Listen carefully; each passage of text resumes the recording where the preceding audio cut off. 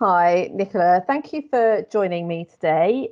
You are a former secondary school teacher and currently working to support others in the autism community. Can you tell me a little bit about this role that you have?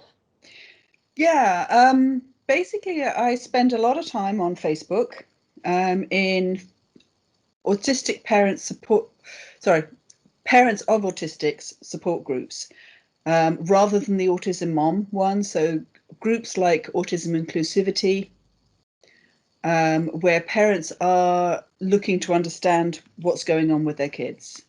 And they're, because generally in the professional thing, they go, congratulate, or I'm very, very sorry, your child has autism. Good luck. Unless you want to go through, training programs that you don't feel very comfortable with. And so the parents come and they don't know anything about our neurology, we work. Their child is fundamentally a mystery to them because it's not what they're used to. And we advise them and say, right, this is what's going on. This is how it works. These are things that have worked for us. And basically act as mentors and guides, I suppose. Thank you. So, what are the common concerns amongst autistic young people and their families that you come across? I think the big one for parents is behaviour, because most parents have been raised to believe that children need to be quiet, still, fully obedient. The fact that no child is like that sort of goes by the by.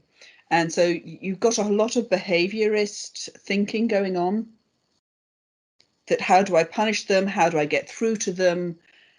How do I stop this behaviour?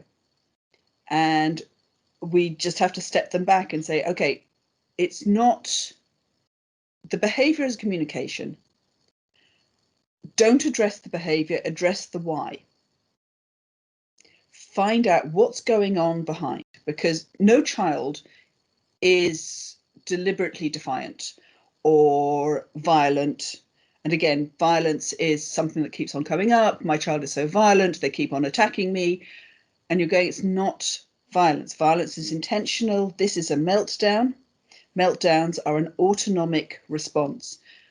No more controllable than an epileptic fit or sneezing or hiccups. You wouldn't punish a child for hiccups. You would say, how can we stop the hiccups? So it sounds like just offering people a completely different way to understand their child, Yeah. the And behaviours, to start to understand it and and so see we go back and say, okay, where are this is, you're classifying this as being autistic. Actually, this is a high stress. What you're seeing, these behaviors are high stress responses that anybody shows. If anybody is in that level of stress, you will see these responses. They're a fight, flight, natural to every neurology. So find the stressors. Take the stressors out and you won't see this. So from your teaching experience working in secondary schools, thinking about those stresses, what kind of changes do you think could be made to school environments to better meet the needs of autistic pupils and their teachers and remove some of those stresses? There's some fundamental ones. The fundamental is deal with the noise in the environment. And I don't just mean auditory noise, stuff that you hear. There is so much input in a school that's not thought about. So, there's the auditory, there's the kids' sounds, there's the sounds from other classrooms, there's the horrible nerve jangling bells that happen at the end of each lesson that most autistics find very hard. Massive stressor. The chaos of dining rooms, chaos of the screaming and the shouting going on in the playground. But there's also, classrooms are too busy, they're too visually busy. So there's a lot of input there.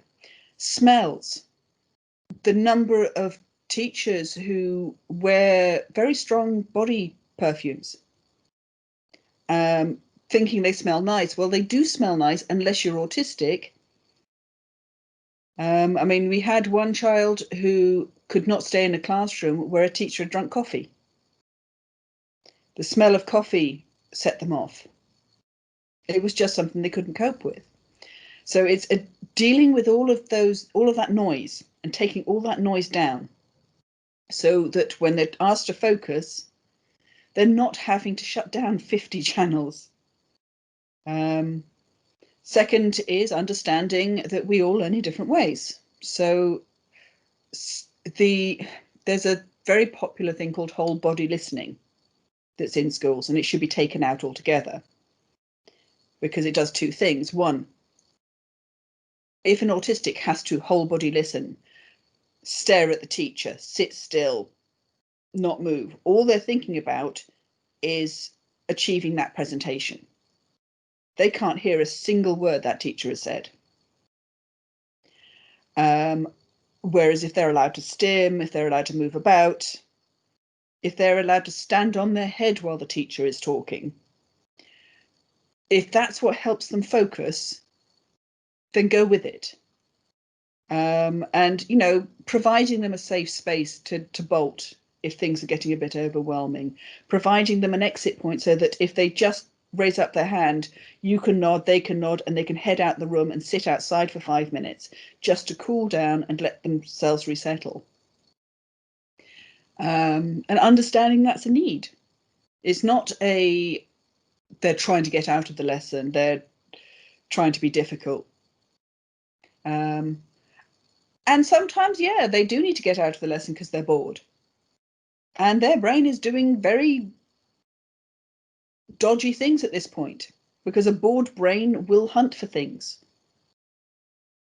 So take them out, let them take themselves out of the boredom, reset and come back. Obviously, make it more interesting if you can, but, boredom is an acceptable excuse to take 5 minutes out. And it's building up that picture. It sounds like, all of these things are around just understanding what's happening with that child in that room rather than coming at it from a what do we expect and what do we and so you take out the behavior system. I mean, taking out behavior systems, so the red light, green light are a massive source of anxiety for children, all children, let alone but for autistics, where you are guaranteed to fail.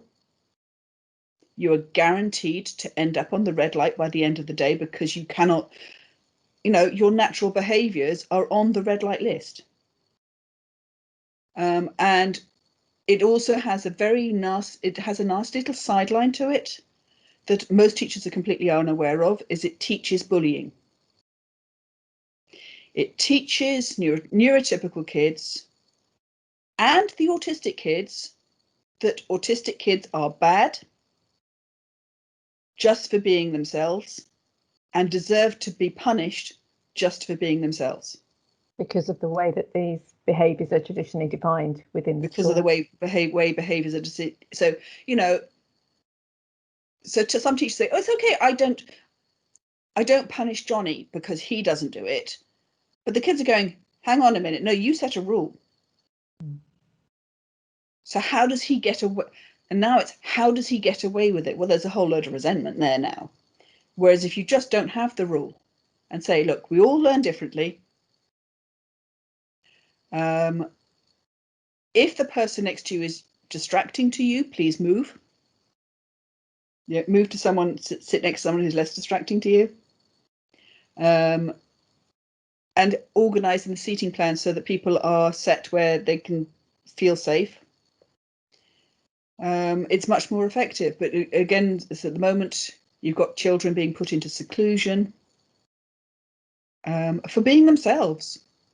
So you've got a child who is highly anxious, highly stressed, and instead of going, I'm sorry, they're stressed, they end up into seclusion or exclusion. They're just shut out, pushed out of the school as a difficult child when they're not. And the child learns that they're difficult and awkward and who they are is wrong. And that's not a message. No child should hear that. And that very quick process from behaviours that are expressing a difficulty in the environment to serious consequences that then have a knock-on effect can be a very rapid progression, can't it? That needs to be tackled at the beginning. I mean, very, very much so.